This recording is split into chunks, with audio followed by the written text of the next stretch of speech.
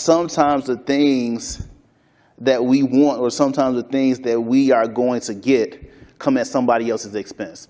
That sometimes we kind of rush to the next thing, or kind of rush to the promise without taking time to grieve the things that get lost in the transition. But then I start thinking about, well, if these things are transitioning, if these things are changing, how does it connect to the promises that God has for me?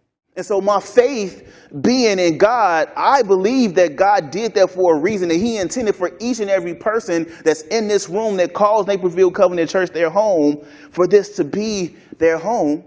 And so I think for a lot of us, it's a difficult thing to navigate when we think about God being good and God being loving and God being the creator.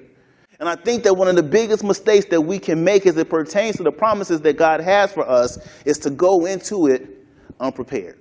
Because part of the thing is that as we prepare, as we are praying and we are hearing God speak and we are seeing direction and we want to see it happen. And we need to be patient during the preparation so that we can be shaped and formed for what he's calling us to. It's not about who fits, who doesn't fit.